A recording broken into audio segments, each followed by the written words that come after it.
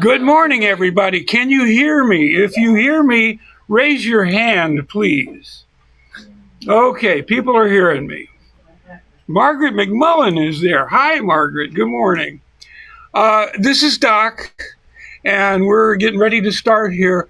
You know, I just complained last night when I sent out a message about how the software keeps changing, and I have to learn something new every time I do something.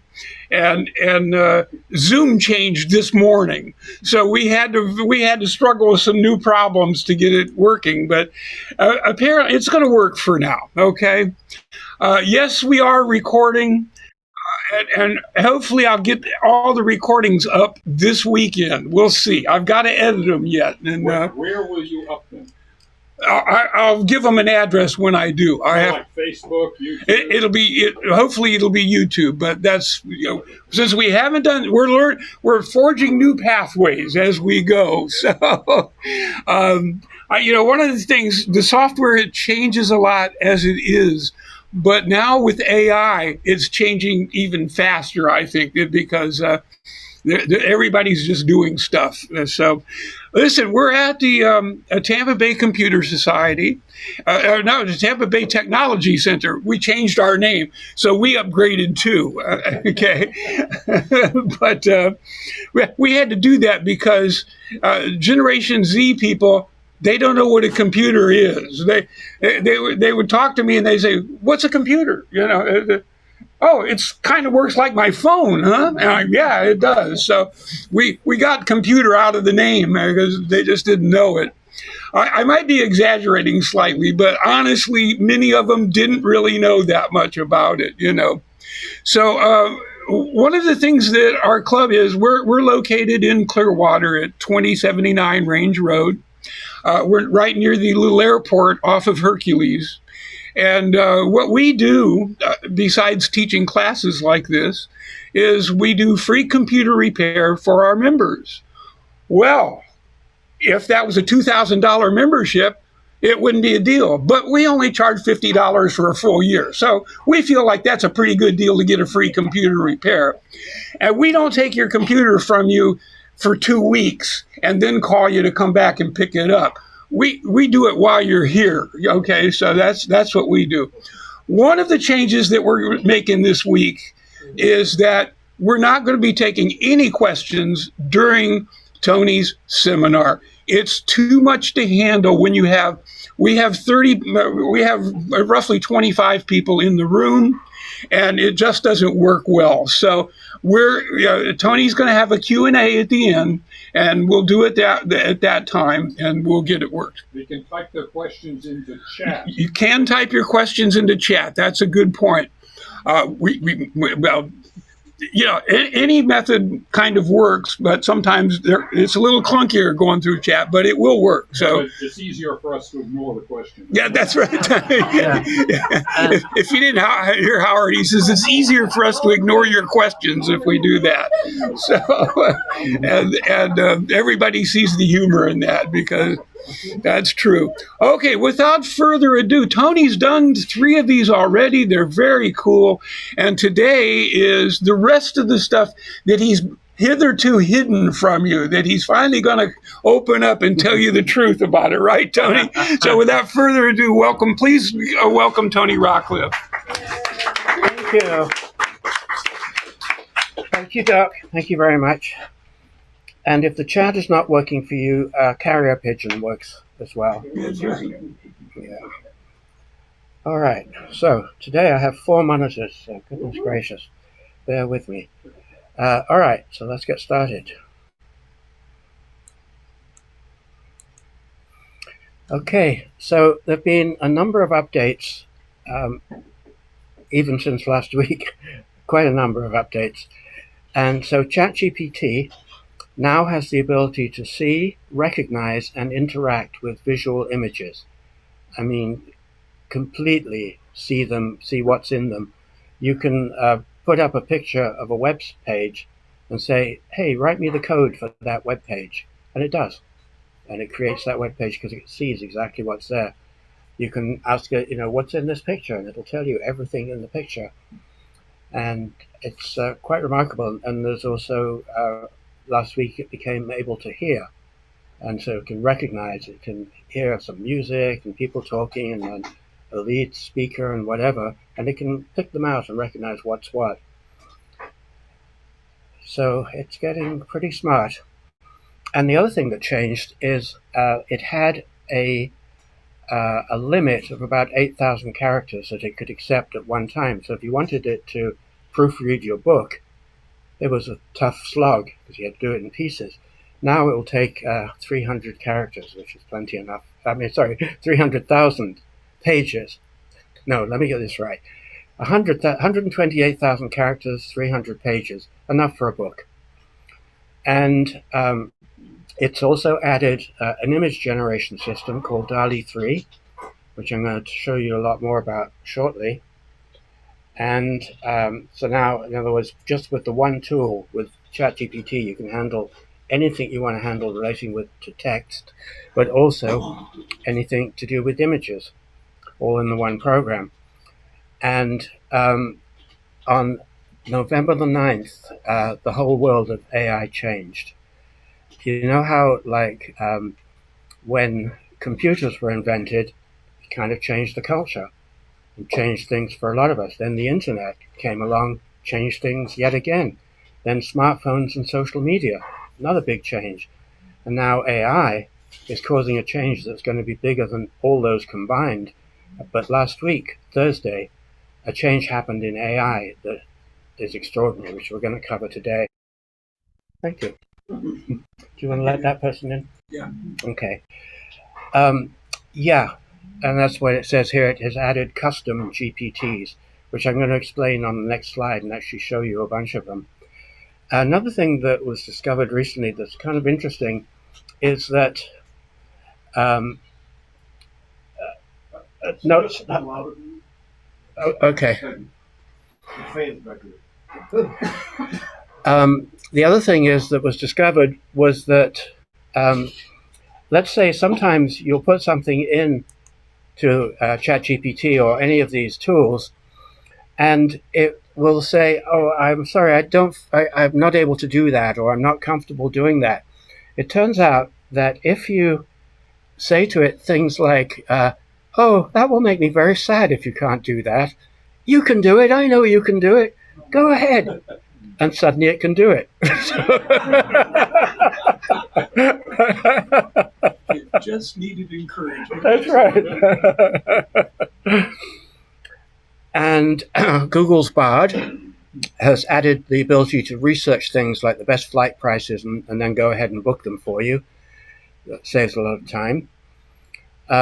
Now, in the past, I've been very happy with Claude 2 and Merlin, but in deep experimenting during the last month or two, I found that I don't know if you remember from session 2 of these sessions, I mentioned the subject of hallucination, where the GPTs will sometimes hallucinate. If they don't know the answer, they'll make it up just to be nice. Well, ChatGPT is pretty good at not doing that. It tells you where it's finding the information, so you can verify it if you need to. But I have found Claude and Merlin, particularly Merlin, which is a pity because I really like Merlin, have a tremendous tendency to hallucinate when you're asking them for factual information.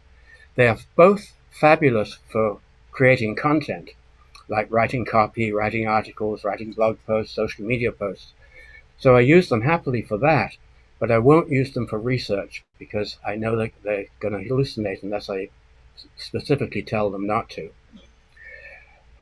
Elon Musk introduced Grok, which is an irreverent, non-woke, or described as an irreverent, non-woke, less politically correct, humorous GPT.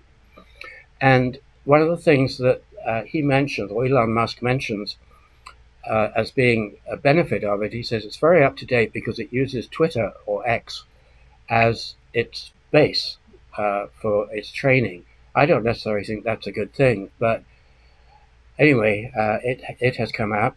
And Amazon is working on their own competitor to ChatGPT called Olympus, but it's not out yet. Now, I mentioned custom GPTs. So what on earth is a custom GPT? Well, what OpenAI, the company behind ChatGPT, released last Thursday, not this most recent Thursday. What day is it today?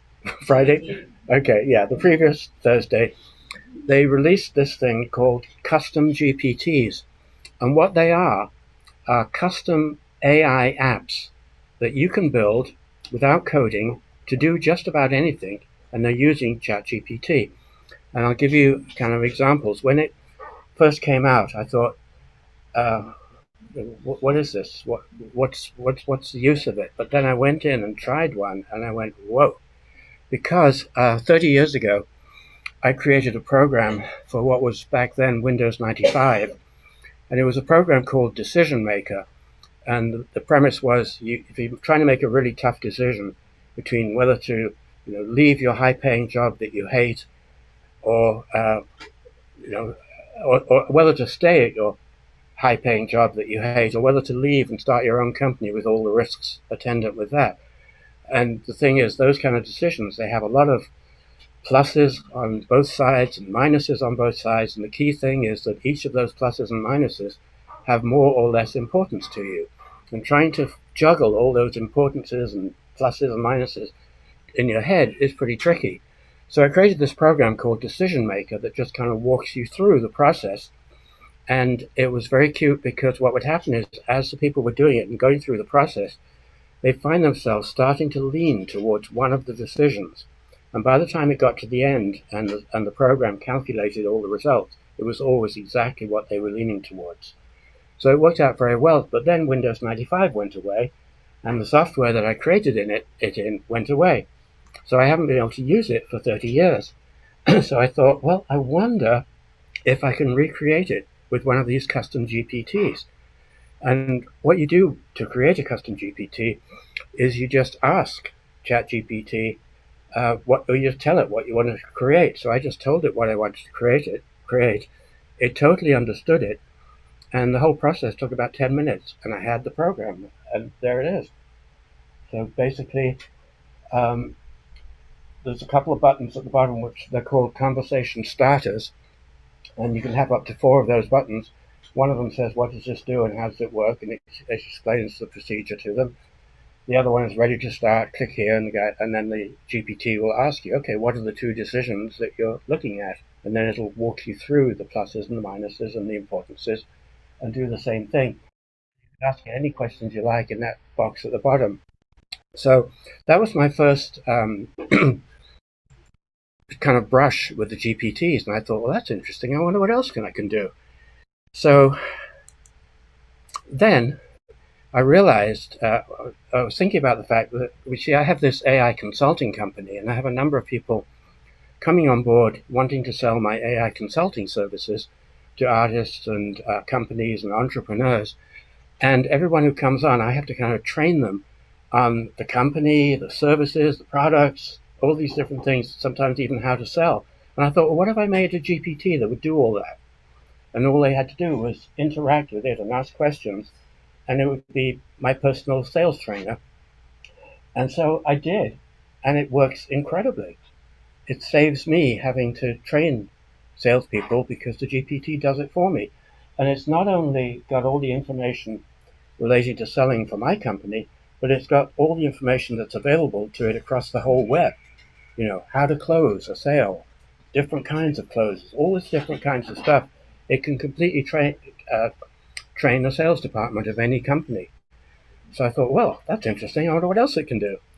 So then I had a company in Hawaii that had just used AI to do a very in-depth market research project, and then a 40-page marketing campaign with the help of AI. Now, 40 pages is a lot of campaign for someone in the marketing department to try and do and work out. So I created the Market Mentor, and that basically walks them through the campaign, answers any of their questions on the campaign, guides them on implementing it, says, what sequence do you advise? Tips for effective social media marketing, creating compelling online content, all these different things. So it's become the marketing department for that company. And they're quite blown away because they were kind of sitting looking at this monster marketing campaign going, oh my God. And now they're going, wow, this is great. This is so much fun. So then again, I said, well, I wonder what else it can do. And this was there's a celebrity photographer. He's the guy who filmed Michael Jackson's Thriller company, and he's filmed the Pope and just about anybody you've ever heard of, as a photographer and as a portrait painter. And he's been looking at how to promote himself in the current market out there. So I built him the career consultant for him using the custom GPT. So it's got things like, how can I enhance my art career? What marketing strategies would suit my style? Can you suggest promotional ideas for my art? How do I attract more collectors? Plus any other number of other questions that he can ask directly. So it just helps him kind of handle his own marketing. Plus, because ChatGPT now contains DALL-E 3, it will create the images for his social media campaigns and for his website and for wherever he wants to create images, as well as the text. And actually, jumping back here, I forgot to mention, on this one, when you build these things, you have a place where you can upload all the information that you want to, which becomes the AI's knowledge base from which to draw the information. So the more you train it, just by uploading whatever you want to upload, the more it gets the idea and the picture. And then I thought, okay, well, what about career guides for artists? So I created the Artist Career Guide, which basically asks them all about their art form, about their history, the successes, the challenges, the failures, their goals, what it is they want to achieve with their art, and helps them with the marketing of their art. So it's kind of like a composite of a career consultant and a marketing consultant. And then the other day I got fed up with having people sending me websites and saying, can you look at my website? And it's like 20 pages of, trying to read 20 pages of the website. So I created the website speed read.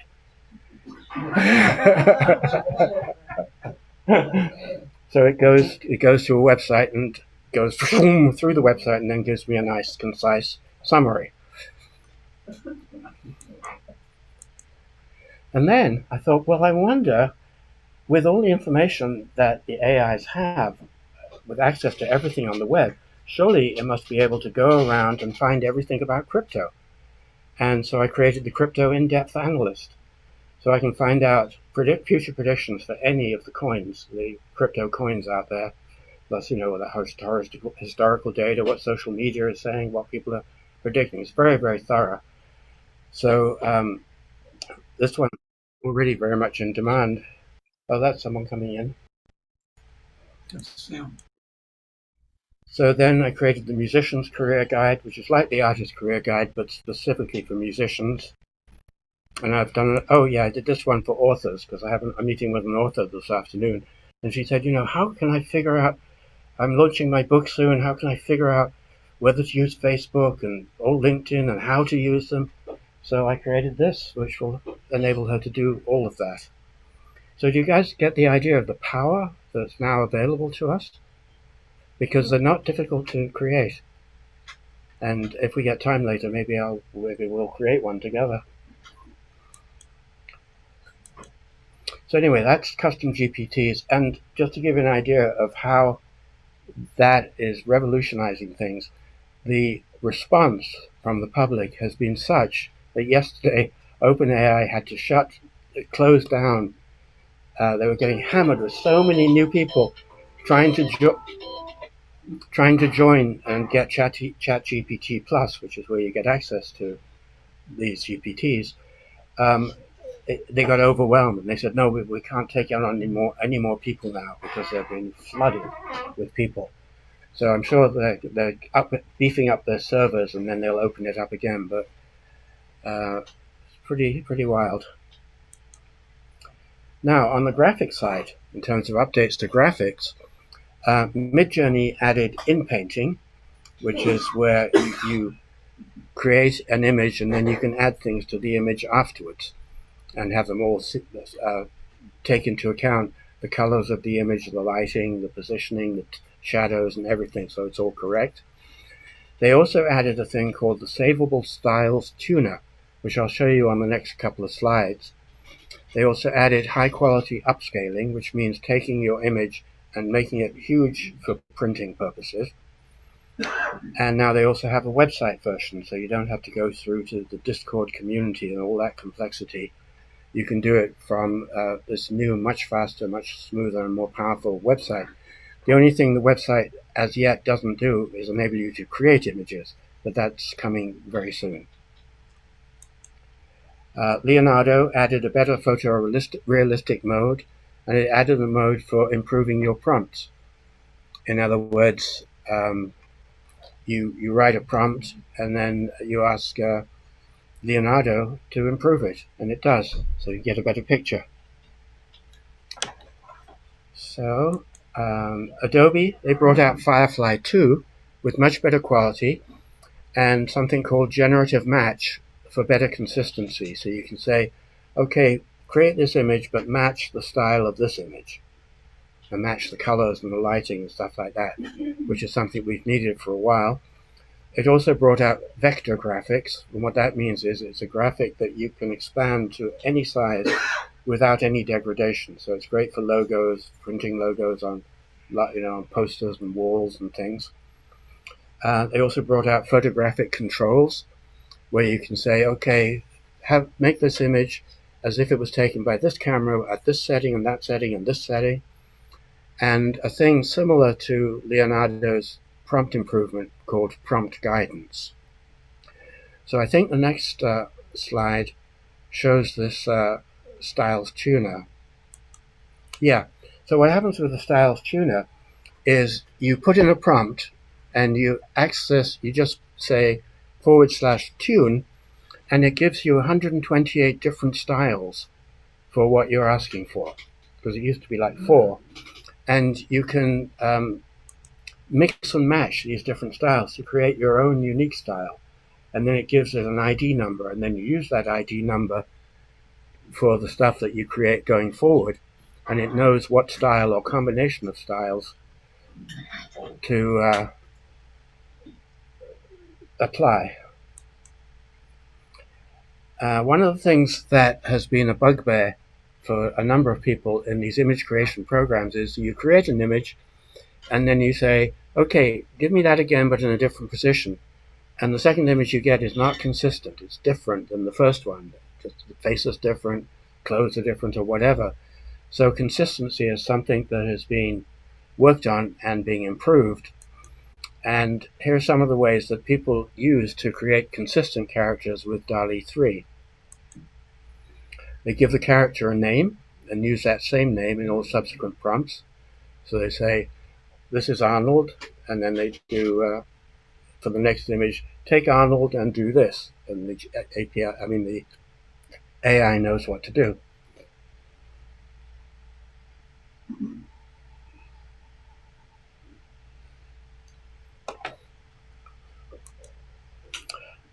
It also, they used the Gen ID number. Each image has a generative ID number. So you quote the same number and it recognizes, okay, we're referring to that image. If you want it to really follow your prompt exactly and not change things, if you add the word verbatim at the end in caps, it will pay attention to that. Another thing about prompts for DALL-E 3 is they want the prompts to be very detailed and at least 3 sentences to get the best possible image. Another thing is put the type of image you want, whether it's a photo, oil painting, watercolor, illustration, etc., at the beginning of the prompt. DALL-E 3 came out a month or maybe, 4 to 6 weeks back, but it's got a lot of very cool things, as I showed you last week. Okay, and the other thing is, if you want it to be, because they tend to be square, but if you want it landscape like this, if you add at the end in caps, always produce wide aspect images and give it a size, then it will do that. Let's see. Okay, this is kind of how Runway ML that I showed you last week is evolving. This on the left is a still image created by DALL-E 3 of just a forest scene. And then this is Runway taking that same image and animating the river and the trees and moving the camera. Do you guys see that? And it's still free, which is good. And it does a nice job, but it's getting better quality than we were getting like a week or two back.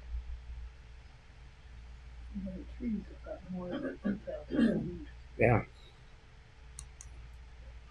Now this is a tool that I came across this week, and I haven't really had much time to really dive into it, but the little that I did do, it's very impressive because it does so many things. You can take a photo and convert it into a sketch, or the other way around. Let's see. Yeah, and then you can take your sketch and put it into all sorts of different styles. Then you can do things like take a picture and then erase parts of it and replace them with other things. You can have variations of the furniture and furnishings in a room. You can take a model and change their clothes for product shots. You can take an image that doesn't have a blurred background and you can blur it to give it that nice depth effect. You can do text effects. You can do things where you can expand the edges of the image outwards, and it does a lot of cool things. And at the moment it's still free. Oh yeah, and you can relight your images, and of course it will create images from scratch. So it's a very kind of multi-purpose image generation, and that's Prome, PROMEAI.com, I think. Yeah, Prome AI, that's right.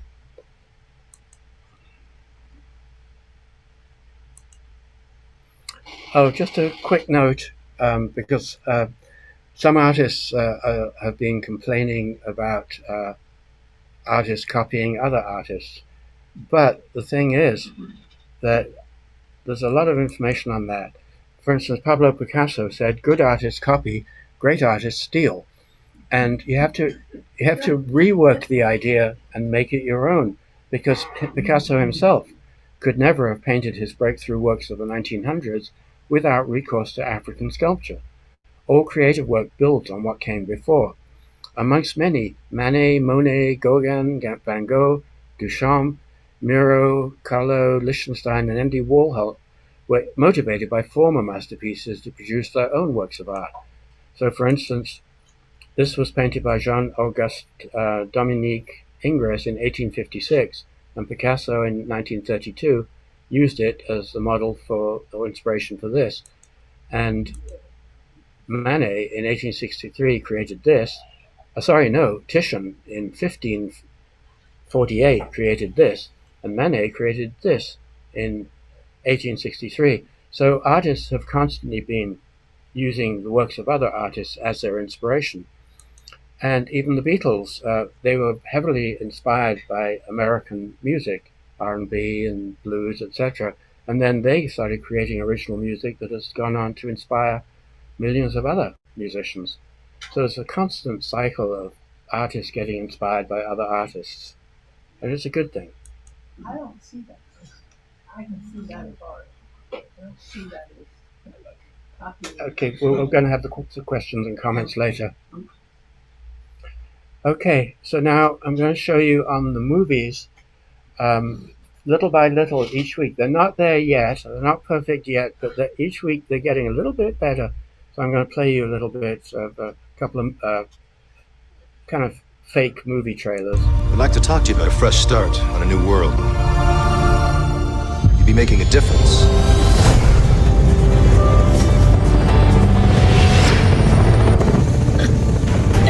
You should see your faces.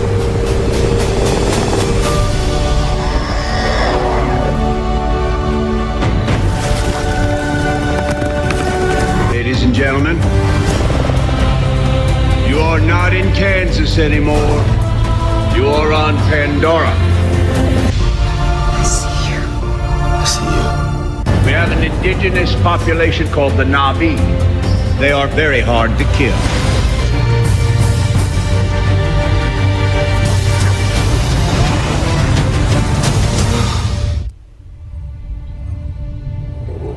I think he's near.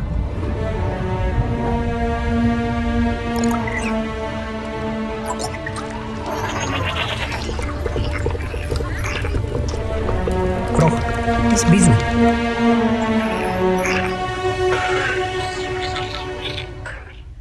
Now, they're all created by text prompts, just typing in what you want, and then the AI creates it. So it's getting better. I'd like to talk. Oh, and this is, I think, yeah, I did show you last week the whole thing of where you can upload a picture of yourself and some text and your voice. And I played you kind of an early version of that where they can then make you say whatever you want to say. Only these days you have to really prove it's you, which is a good thing. But that technology has also moved further forward. So. Hello, I'm Joshua, the co-founder and CEO of HeyGen. What you see here is my avatar video, 100% generated by AI. You too can create your own avatar for free. Let it serve as your business's digital spokesperson, delivering compelling brand messages to your audience. Can't wait to see the unique avatars you create. So they're getting better. And now the next thing I think you guys will be somewhat impressed by. Imagine you had a video that you had made, and it's you talking, and you're talking in English or American, the two different languages there. But you wanted that same video, you wanted people in Italy or Germany or Japan to be able to watch your same video, but not only watch your same video, but hear you with your voice speaking their language with your lips synchronized to their language. Can you imagine how wild that is? Well, here we go. Hello. With a couple clicks, you can now speak a new language in your own voice with your lips synced up while retaining your facial expressions and hand movements. Parlez une nouvelle langue avec votre voix, vos lèvres synchronisées, conservant expression faciale et mouvement des mains en quelques clics. わずかなクリックで自分の声で新しい言語を話し、口と顔の表情、指の動きを保ちながら話すことができます。Met een paar klikken spreek je nu een nieuwe taal in je eigen stem. होंठ sink करते हैं, चेहरे के भाव और हाथ की गतिविधियों को बरकरार रखते हैं. Agora você pode falar um novo idioma com sua própria voz e lábios sincronizados, Gesichtsausdrücke und Handbewegungen beibehalten. Ora puoi parlare una nuova lingua con la tua voce, sincronizzando le tue labbra, 同时保持嘴唇同步，保留面部表情和手势。So you see, it was all these different languages, and yet his lips were synchronized to those other languages, and it was his voice. And that's a technology from a company called HeyGen, and they're doing some pretty cool stuff. Oh, okay. I want you guys to watch this. It's about 2 minutes long, and then there'll be a test. No. Actually, I will ask you one question.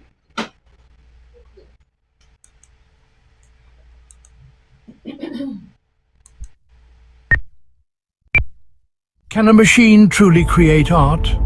This question has sparked a fiery debate as artificial intelligence finds its footing in the world of art. It's a clash of the old and the new, the traditional and the avant-garde. The heart of the controversy lies in the originality and creativity of AI-generated art. Can a code, an algorithm, a piece of software really conjure up a piece of art that resonates with the human spirit? But let's delve deeper and examine the negatives of AI art generators. Artificial intelligence, a marvel of modern technology. But what happens when it dips its virtual brush into the world of art? When AI starts creating art, originality and the human touch, the very essence of art, may find themselves at risk. Moreover, art is a reflection of our culture, our history, our shared human experience. It's not all doom and gloom in the realm of AI and art. There's a silver lining to this seemingly dark cloud. AI art generators are not just the monsters under our beds, they're tools waiting to be wielded. Imagine an artist's brush that learns from each stroke and evolves with every canvas. That's what AI brings to the table. It's a creative partner, one that can help us unlock new levels of creativity and productivity. AI doesn't tire, doesn't need breaks. It can tirelessly produce art in quantities that would be humanly impossible. And it's not just about quantity. AI can venture into artistic territories that humans may not be capable of. It can create art in styles, techniques, and patterns that are beyond human comprehension. It's a gateway to an entirely new dimension of art. This isn't to say that AI will replace human artists, but it's a powerful tool that can help artists push their boundaries and explore uncharted creative territories. As we've seen, AI art generators are not merely the villains they're often made out to be. Now here's a twist in our tale. Everything you've experienced in this video, the script, the voiceover, were created by an artificial intelligence. Even the visuals were chosen by me, and I don't even really exist. So how many of you knew that you were listening to an AI voice? Pretty convincing, huh? That was Edinburgh? It sounded like David Attenborough, exactly. So it's come a long, long way. So now AI has also gone into the area of 3D creation, because typically to create 3D environments and 3D objects is a painstaking, laborious, time-consuming process, working frame by frame and angle by angle and texture by texture. But AI has changed all that, and I'll show you how. Now I'm going to show you a few environments created from a simple text prompts. In other words, you said one of them, I think the first one says a boardroom conference. The second one's like a modern classroom. And then the AI, within 30 seconds, creates this whole environment. The video lasts a couple of minutes, but I'm going to jump through it so we don't have to do all that.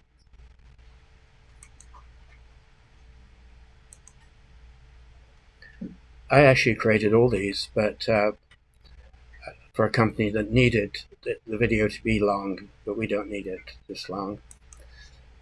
So like I say, we said, you know, a boardroom for a company. And like I say, it was created from a text prompt with in under 30 seconds. And then there's this one. Actually, this one. Oh, the mouse is behaving quite strangely.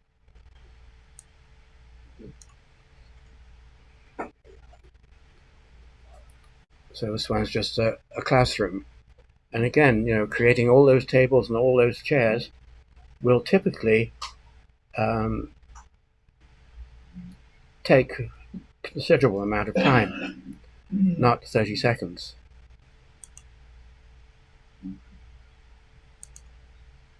Trying to get the mouse to behave, but it's...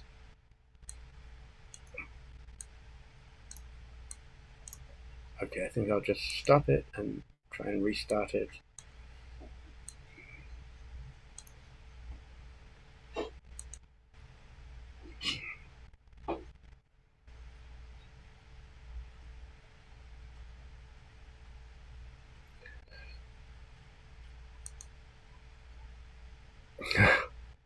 It wants to keep jumping back.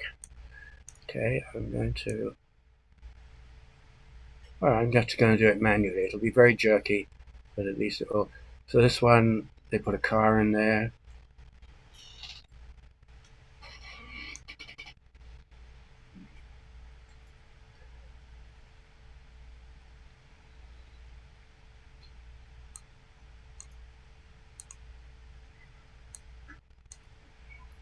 Funny, I've never had it do this before. Usually you just jump to exactly where you want to go.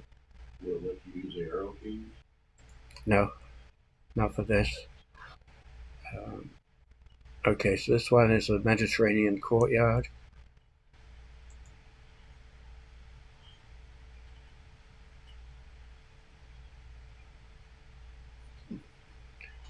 And I think there's one more, which it probably won't let me go right to, but try it. Nope.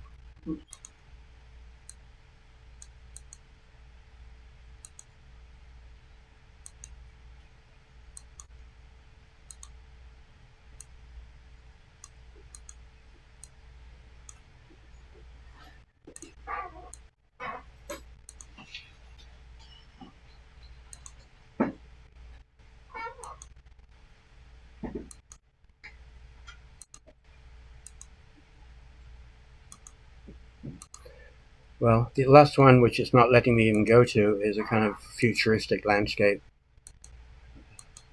that actually has people and stuff in it.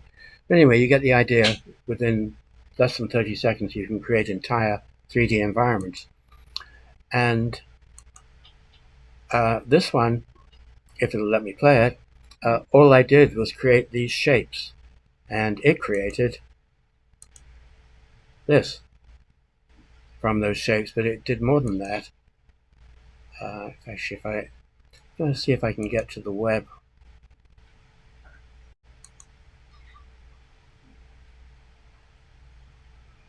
Okay, this is one of these things where you guys in the Zoom can see what I'm doing, but the guys in the room can't, unless I change my monitor settings, which I can try and do.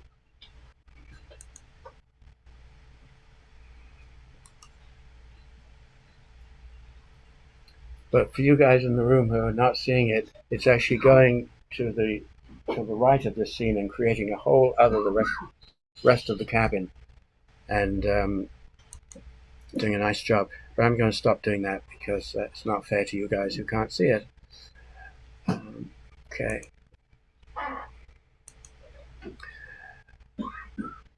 Okay, so this is where you can use AI to create 3D objects, either from text or from images. So on the left are 3 pictures, and the result was this, which is now a full 3D object. And again, that would take a long time to do, typically, but it's usually done in seconds.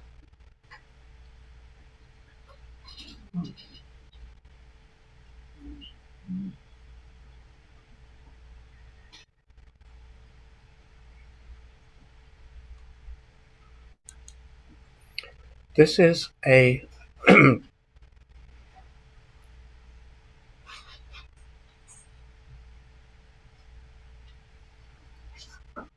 oh, I just noticed that. Oh, I see what's going on.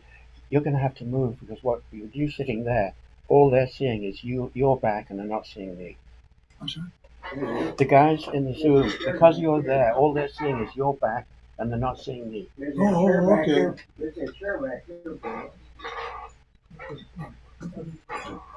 Sorry about that, folks.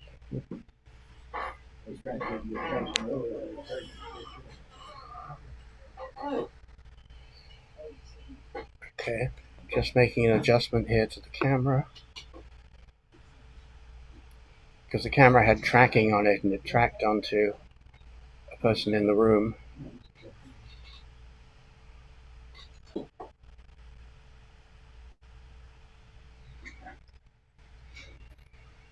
Okay, so this tool here is basically if you've got a long video and it's got, maybe it's an hour long, but it's got lots of little sections that would make great shorts or reels, 30 seconds or 60 seconds.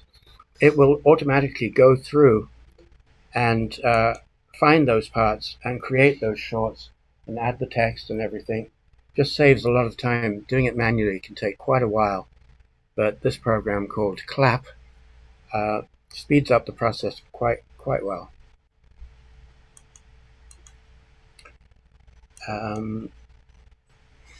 So audio tools. This is actually a demonstration of the dark side of AI. I stand before you not as an expert, but as a concerned citizen. One of the 400,000 people who marched in the streets of New York on Sunday, and the billions of others around the world who want to solve our climate crisis. As an actor, I pretend for a living. I play fictitious characters, often solving fictitious problems. I believe that mankind has looked at climate change in that same way, as if it were a fiction. As if pretending that climate change wasn't real would somehow make it go away. But I think we all know better than that now. So, yeah, that's called deep fake technology, which is unfortunately starting to be used in politics, where they can make anyone say anything. Although there are safeguards coming in now to prevent that, whereby people, when they are putting voices onto other people, they have to prove that they are those people. So it's starting to get a little bit more control, but it's been pretty dangerous stuff. AI can also create music.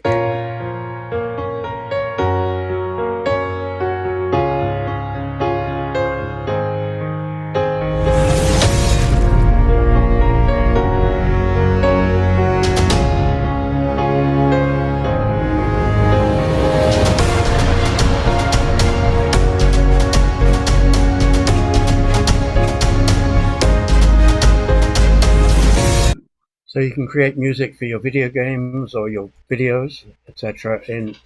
from text prompts again, in any style, any genre, any kind of instrumentation. Oops, supposed to go to the next one. Okay, there are also a lot of sites springing up, and these are some of them. You don't have to, as you know, copy these links down, because just send me an email and I'll send you all the slides with the links. But these are different sites that have multiple tools.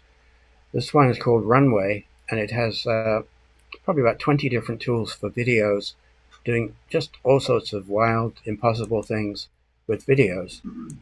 It's free as well. In fact, that one I showed you before, where there was a still image of the green forest, and then it was animated with the leaves moving and the camera moving and the river moving, that's Runway, the free version. Now, this one I like a lot. It's called My Mind, and it's for when you're going through the web and you see something you like, whether it be an article or an image or a video or anything, but you don't have time to look into it now, but you want to look at it sometime. You just click the X in the top of your browser, and it puts it in this area called My Mind, and it sorts it and organizes it by categories, etc., so that later you can easily find it and you can go and either watch it or read it or whatever. It's a very useful multimedia storage place. This one, called Gamma, just enables you to create a PowerPoint. You tell it the subject, and it creates the images and the text and creates very nice PowerPoints. Neuron Writer has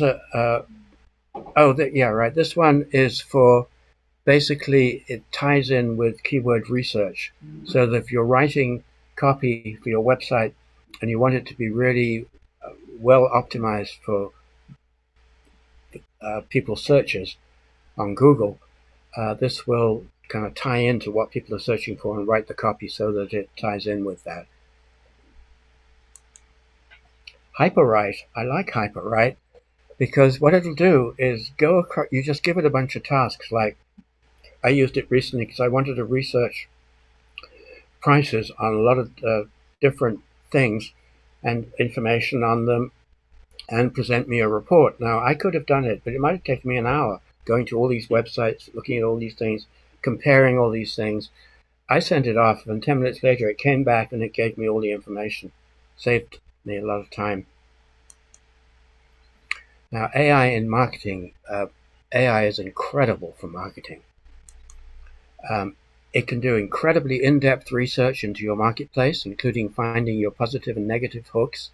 The hooks are the things that pull people in or push them away when they're reading your copy or looking at your images, with the best headlines and copy for each of those hooks, as well as customer goals, benefits, complaints, objections, fears, false solutions that they might take and end up wasting their time and money, mistaken beliefs, expensive alternatives if they do choose the wrong approach.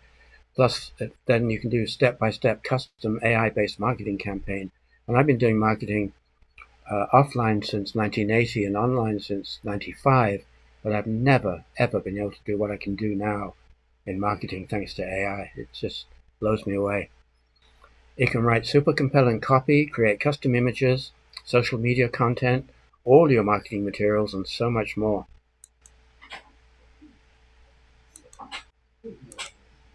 So here's just a few of the ways that AI tools can help with marketing. As I mentioned before, market research, market viability, competition, publics, influencers, how to reach them, writing marketing campaigns, keyword research, copywriting, creating and editing images, social media creation, text, images, videos, animations, music, etc., social media posting and scheduling, creating websites, creating PowerPoints, creating flyers, posters, banners, business cards, advertisements, websites, logos, brochures, cards, newsletters, magazines, postcards, and so much more.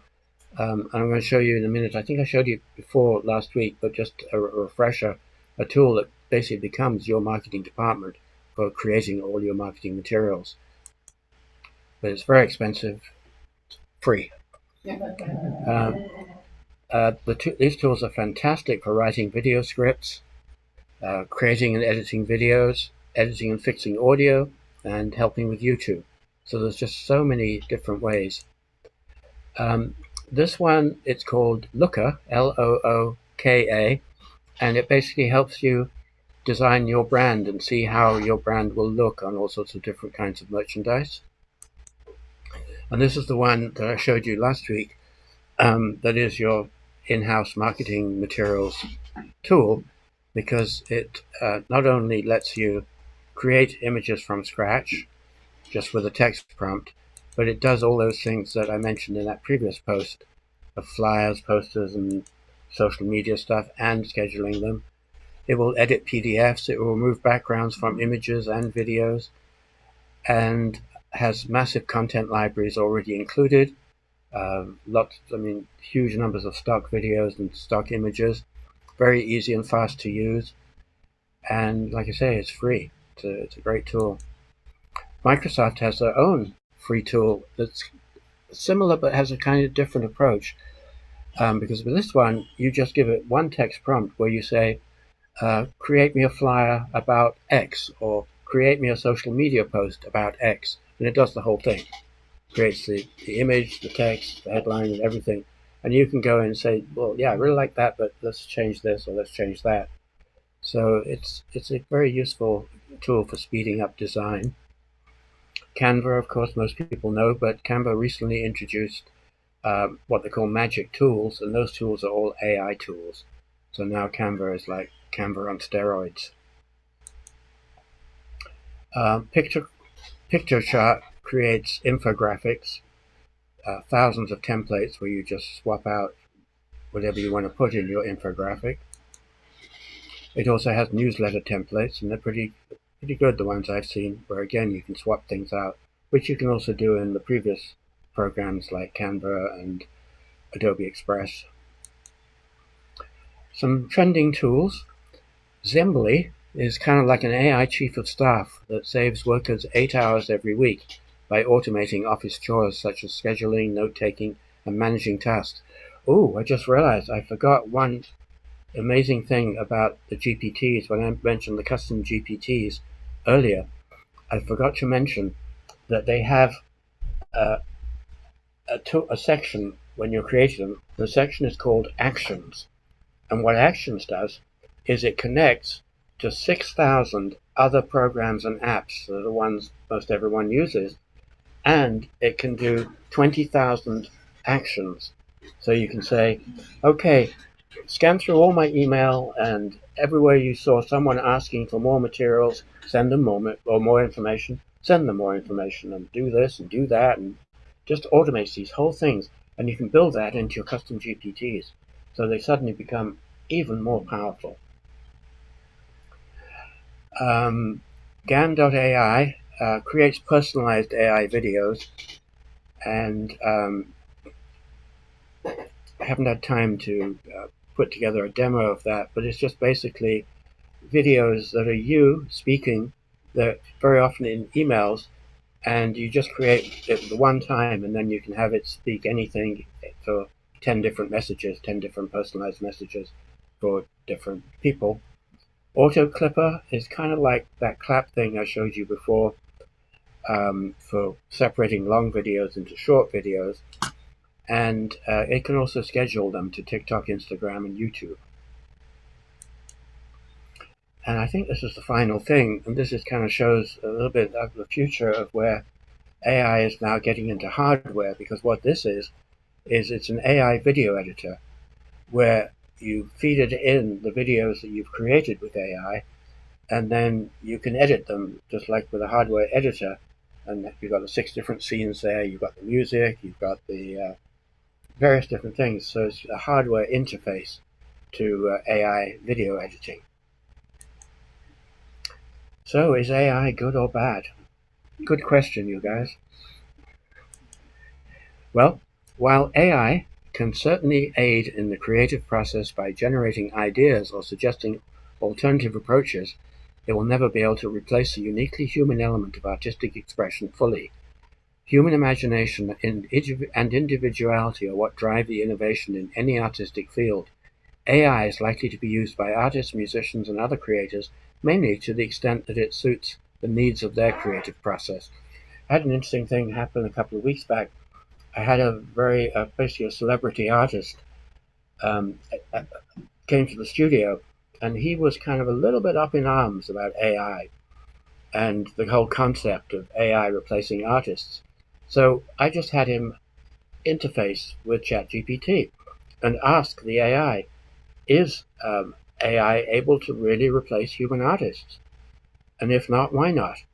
And the AI came up with such a beautiful, brilliant answer that it floored him, and he was completely said, wow, okay. And he was fine. He was completely changed just by that interaction with the AI explaining to him why no, AIs don't have the human soul. They don't have that human spark, that creativity, that magic. But like with any technology, evil people can use it for evil deeds, and good people can use it for good. Luckily, good people are the majority. So, for those of you who'd like a copy of the slides, with all the links, etc., that's my email in the bottom left. And if you want a free personal AI coaching session where I sit down with you, either in person or on Zoom, and figure out how AI can best help you with whatever challenges you have, you can ask for that in the same email. So now, it's cutting off your email on what they see, what we see on the projector. yeah, I wonder why. That's actually a projector setting, isn't it? It's the width. It's the keystone. Yeah. Well, actually, it's not off the board though. I'm gonna put it in the chat. But yeah, there's a setting on projectors called keystone where you prevent it. Could you spell out rough? I'm putting it in the chat, and I'm going to spell it out as well.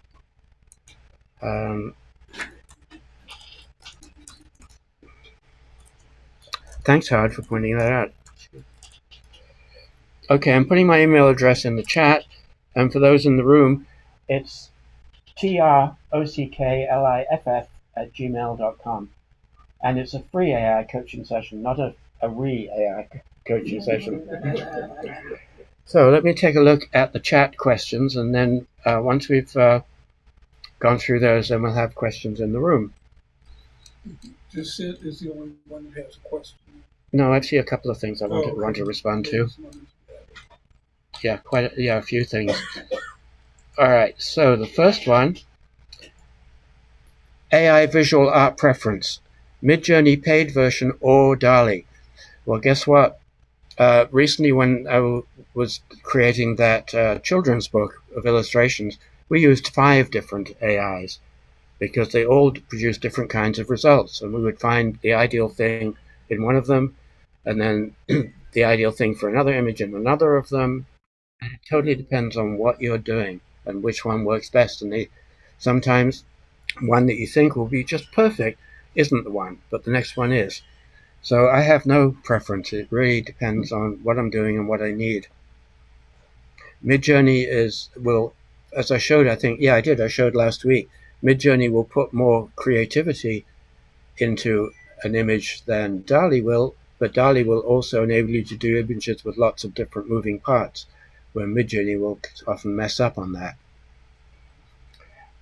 Huey says, one of my favorite AI experts is Matt Wolf. Mine too. I pretty much go every day and see what Matt, and also the other Matt Video Pro. He says his latest is GPTs are here, the best ones on how to make them. Yes, I saw that last night. It's well worth the half hour to see what else you can do with custom GPTs. Absolutely. Barbara says, "Holy crap, this is mind-boggling." I agree. Jacinth says, "Could you spell the name of the AI that translates your avatar speech in several languages with facial expressions at X, please?" Yes, it's Heygen. Heygen. Okay, so no more questions in the chat. So, there's hands all over this. Can you moderate the sequence? Okay. All right. I saw back there first. Go ahead. I have two quick questions. When you're talking ChatGPT, are you talking free version? Say that again? When you're talking ChatGPT, when you said, "Oh, I use ChatGPT to do this," are you using the free version or the paid? Well, since custom GPTs only work in the paid version, I had to bite the bullet a week ago and switch over, and I'm glad I did. It's a whole different animal. Does so much better and so much more. And my second question, you showed us about 100 tools here. How are you able to look at those? Do they all, or you had to pay for all of them? Pretty much everyone has a free version. Thank you. Yeah. Somebody, yes. So on that same question, like started writing. Oh, sorry, I just realized something. The people in the Zoom can't hear the questions, so yeah. So I'm just going to repeat Cliff's question. So the last speaker here asked whether it was the free version or the paid version, and I said the paid version, and why. So I started writing down some of these ones, like you said, My Mind and Hyperwrite. And is that an app, or I don't understand how do I find My Mind? Okay, the lady says, how do you find these things like My Mind or Hyperwrite? Google. You just put in Hyperwrite, and it'll show up hyperwrite.com or mymind.ai or mymind.com. That's how I find them. And like the one with 3D objects. So I would just Google that, and it would take me to a website. Yeah, absolutely. Yeah, you can ask Google or you can ask ChatGPT, which are the best tools for creating 3D objects, and you'll get a whole list. Okay. Okay. You got one here? You mentioned you created a bunch of marketing things and training and all these. Are they available to us, or do you charge for that, or how does that work? Well, OpenAI is opening a store at the end of November where these custom GPTs, you'll be able to make money if you create them. Some are going to be free. You've been pretty busy talking. Yeah, and some of mine will be free and some of them will be paid. And if I'm doing like a custom one for an artist or a musician or whatever, where we feed in all that artist's personal information so the GP is trained, that one will be a paid one because that's more work. Can you give us a prompt and what you would do for creating something like a sales message about a particular object? Say that again? What would you use as a prompt to create a sales marketing message for a particular product? Let's say I want to sell this pen. Right. And it's a brand pen. Would I be able to take it off the internet and say, here's that pen, write me a marketing? Yeah, and if it's a smart AI, which these are, it will ask you questions in order to, it'll ask you questions about the pen. And yeah, okay. He's asking, how can you can you ask the AI to just write you some marketing for, hold on a sec.